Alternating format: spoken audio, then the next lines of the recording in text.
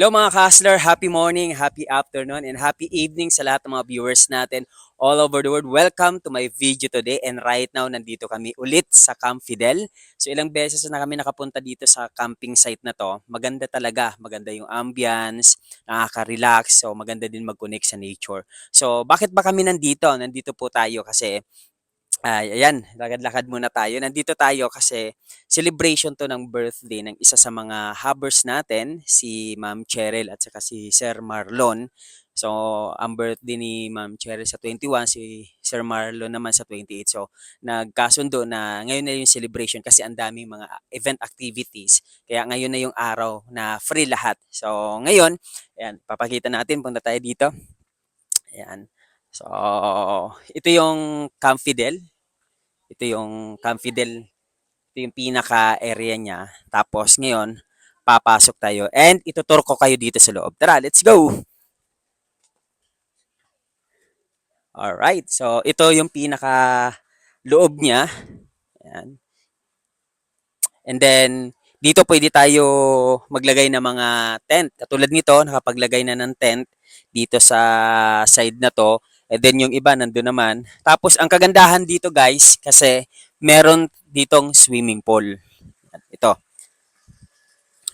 So, ang good thing kasi, lalo na ngayon, mainit yung panahon. O, kaya maganda magtampisaw dito. Ang lamig ng tubig, ang kagandahan na kasi meron nga swimming pool. Tapos, meron naman ditong kubo kapag, ayan, sige, lapit ka, ang ating cameraman na pogi. So, ito dito, kapag party-party, so, kakain, iinom, so, ito, dito yung side, and kaya mag-accommodate to ng mga 20 to 25 to 30. And itong side naman na dito, yan, yung mga tent nila, nakalagay na. Tapos, meron ditong bonfire. So, mamaya, sisigaan to, and then, nakaupo dyan yung mga leaders natin, paikot dito sa, sa bonfire. Tapos, dito tayo sa side na to, ipapakita ko naman sa inyo, yung bahay kubo. Ang ganda ng bahay kubo dito guys. Mayroon dalawang bahay kubo dito. So ito yung bahay kubo. Ayan, sige ilapit mo. Papakita natin yung loob. Yan, meron ditong higaan sa baba, meron din sa taas. So ito yung isang kubo. Pwede na dyan apat. Pwede dyan tama, apat, dalawa, dalawa. Tapos dito naman sa kabilang side, dito kami guys. Ayan. So ito medyo malaki to. Ayan, ganun din. Ayan, sige, pasok mo. Yan, meron sa baba, sa taas, meron din. O, diba? Talagang relaxing. Alright, so punta tayo sa kabilang side. Ayan. Ito pala si Boy Lado ba to? Ayan, si J Mart o nangangahoy. So dito tayo, meron ditong malaking bahay kubo. So dito na yung mga ano, mga ano to, ang mga tawag sa inyo nga, estudyante. Ayan. Ito yung mga estudyante ng OITP. Ayan. So, ito yung lamesa. Tapos merong ref dito. Then may pera na din. So, ito, kanino kaya to? So, dito naman yung kusina. Pag, siyempre magluluto na. Ayan, ito yung ating tagapagluto. Sir Alex, kaway-kaway naman dyan. Ito naman yung mga backup na tagaluto at tagakain. Ayan. So, ito yung isa, pagod na. Kaya, duyan-duyan lang muna. Ayan. Tapos dito, punta tayo dito, sir. Sa side na to, ito naman yung comfort room. Ayan, CR sa babae. And then sa lalaki naman. Tapos meron taas. Ayan, akyat tayo sa taas. Ayan, samahan niyo ako sa pag-akyat. Alright.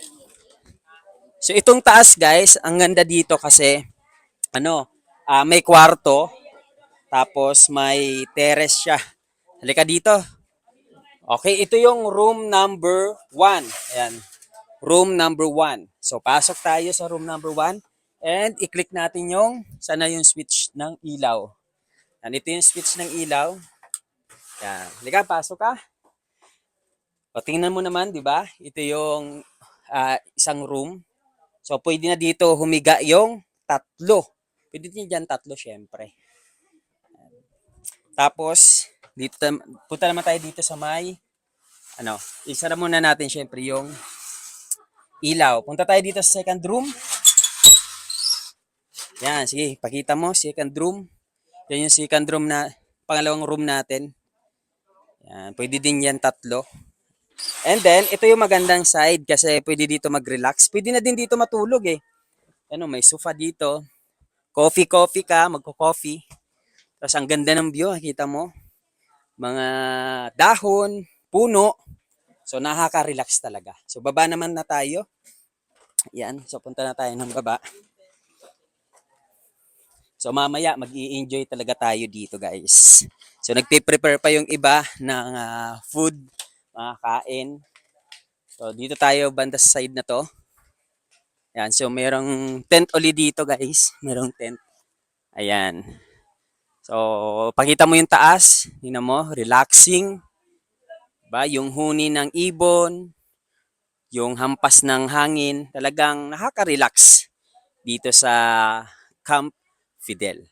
Alright, so ganyan sa community natin dito sa Online Hustler PH community. Kumikita ka na, nag-grow ka na, nag-i-improve pa yung sarili mo. At the same time, na-i-experience mo yung mga ganitong klaseng lifestyle. Nakapag-travel, nakakapunta sa iba't ibang lugar. Kasi ang buhay naman talaga, hindi lang puro trabaho, hindi lang hustle.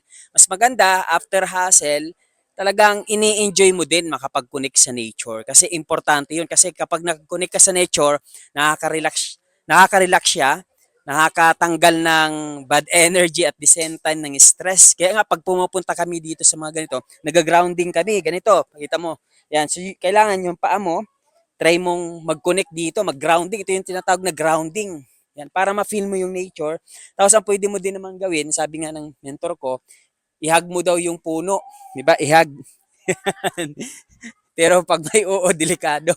So bakit? Kasi nga, para makakapag-connect ka sa nature. Okay, ma-relax ka at the same time, gumaan yung pakiramdam mo. So, thank you so much sa lahat mga viewers natin and abangan nyo yung next video natin. Let's go!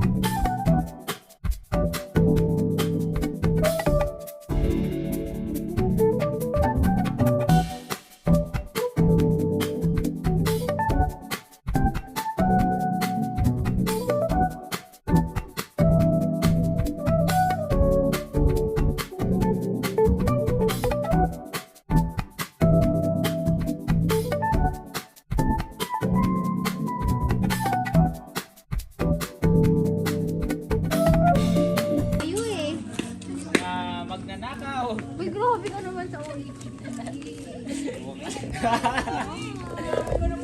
Grabe naman sa ulit. Provincial Hindi ka rin. province vibe. Paano ba kayo? Shout out sa walang mga tanim pero may ani. Andito namin yung OHP. Bata eh. Tanggal muna Kaya namin. pala nakayuko yun. Nahihiya.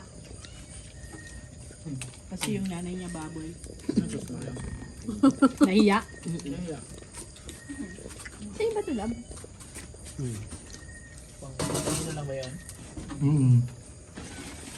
Ayan guys, kumain na po sila guys. Ha? Ano mo yung yelo Yan yung i-play ko bukas.